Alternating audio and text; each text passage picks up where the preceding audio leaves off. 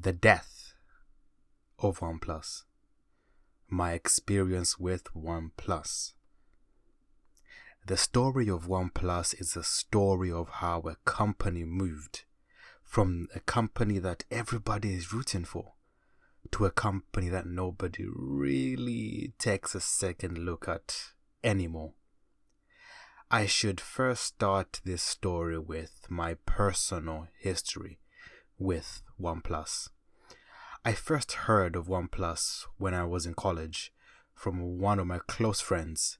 He was so excited to show me this new phone, from this new company that is trying to disrupt the UK market and disrupt all the big UK brands. When he first gave me his personal OnePlus 2 to hold, just for a few minutes to admire, I knew in that moment that this phone was very unique, especially with that sandstone back on the OnePlus 2. I have, to this day, that feeling, I still chase it, of holding something in your hands and saying, this is different, this is unique, this is exciting. From that day forth, OnePlus became part of my top 3 phones to consider when getting a phone. Apple, Samsung, and then OnePlus. Every few years I find myself at the point of where I need to upgrade my phone. Because I never see the need to get a contract, I mostly find myself buying my phones outright. I don't believe in contracts. If you can't afford a phone, don't get it. Maybe I'm just old-fashioned like that. This is why most of my phones have been OnePlus phones in the last few years especially. I've had the OnePlus 2. After my friend showed me his phone, I bought the OnePlus 2. And then I bought the OnePlus 3T, one of my favorite phones. And then a few years back, I will link the video in the description and put it somewhere around this video, maybe at the top. I bought the OnePlus 5T, and this phone is my most viewed review phone on this channel.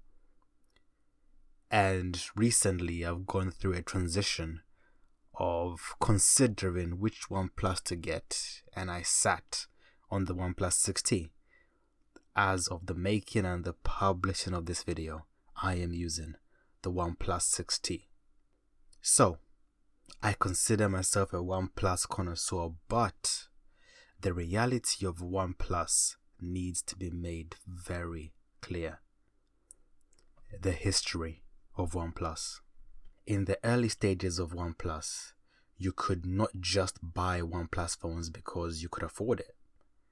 As a result of the high demand, they decided to only allow people to buy the phones on an invite-only basis.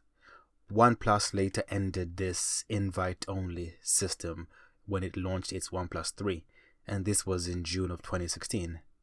And this was announced in a VR event. And for me, this kind of started the trend in the way that OnePlus picks a unique way, of selling and promoting its new releases. On this same day, the OnePlus phone was released in America, China, and Europe. 2014.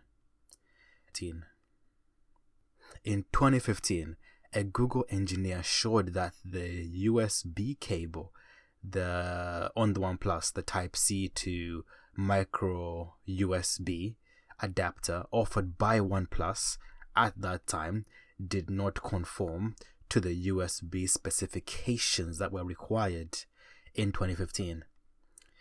This was after a lot of complaints already came through to OnePlus. Another PR disaster.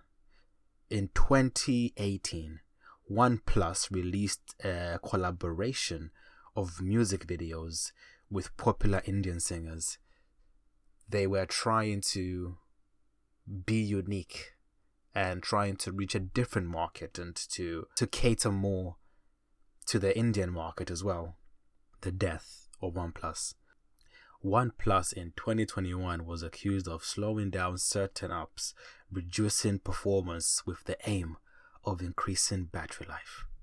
OnePlus later admitted that this was the case, and this was found mainly in the OnePlus 9. This means that the phone would get artificially high performance scores, but actually be slower than the score generated. This is false advertising. This looks bad. If you look at my previous OnePlus videos, I think I'll attach it here. You can see that I normally do a benchmark score. So normally the benchmarks are used to see processing power wise the differences between devices. So this is very similar to what happened in the car space, when car manufacturers kind of made cars perform differently when they could detect that they were being tested. But the second the test was over, the car would go back to its normal state and the emissions would be higher than what was put on the test. OnePlus, slightly disappointing. BBK Electronics Corporation is the parent company of Oppo and Vivo. Oppo's subsidiaries include OnePlus and Realme, which is the former brand of Oppo. OnePlus also has disconnected with their user base. At OnePlus, we create together, hand in hand with our users. We invent, develop, and challenge the way tech works. OnePlus is not listening to its customer feedback as much as they used to. They used to focus more on,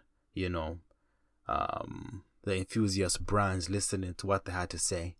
And now it seems like they're trying to focus more on the mass market, on the common user.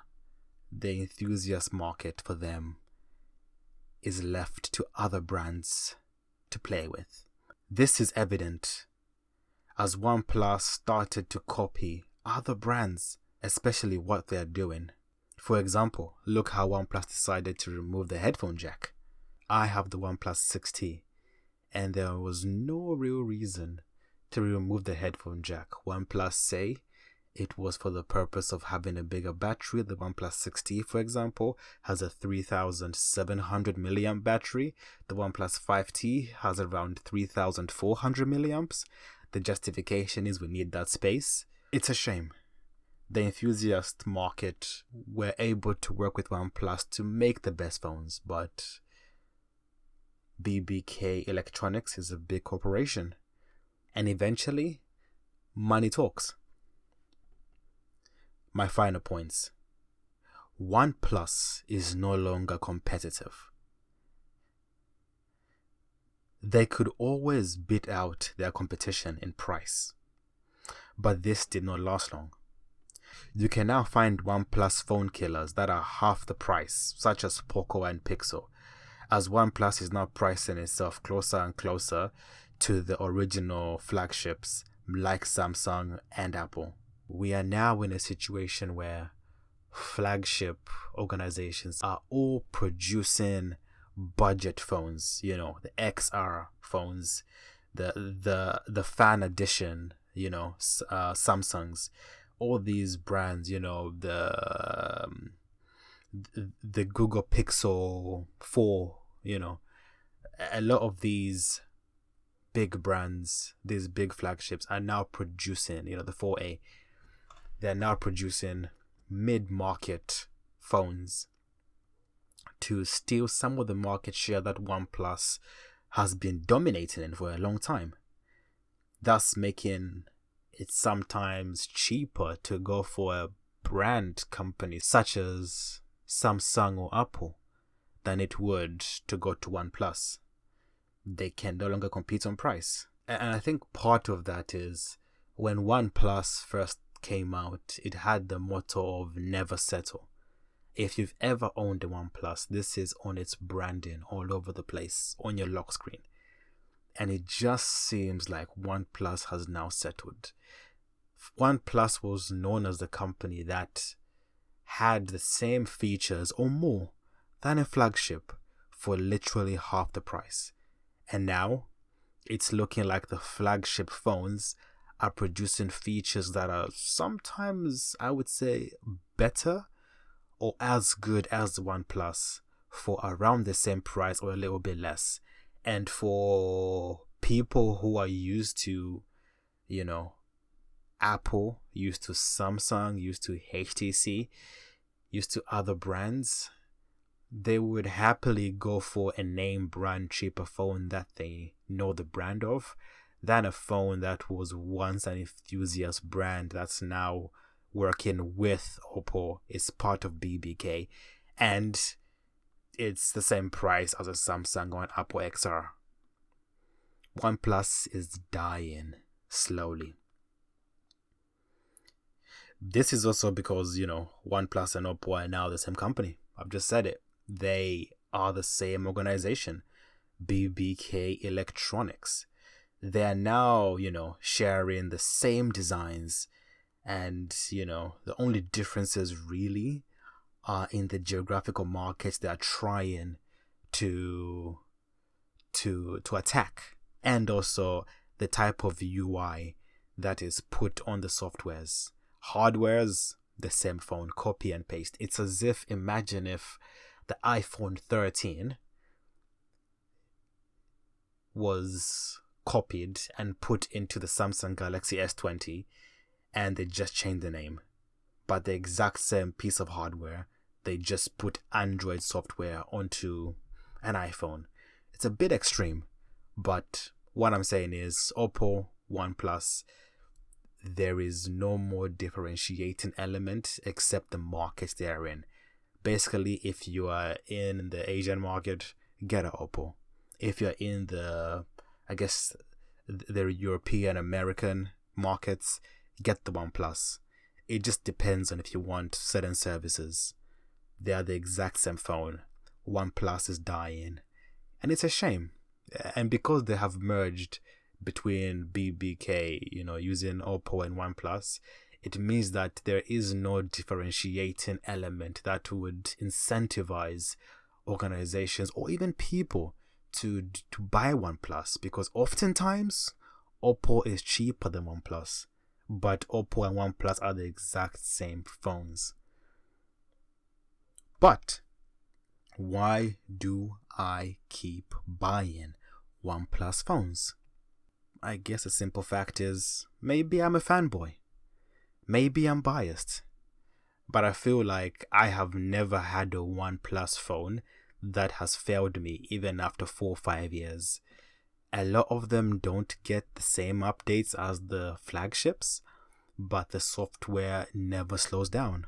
For example, I've had the OnePlus 5 for years, and it was still as fast as the day I got it in the box.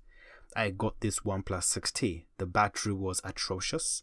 I put a new battery, fixed it myself, around £20, and since I've had it, it's been razor fast.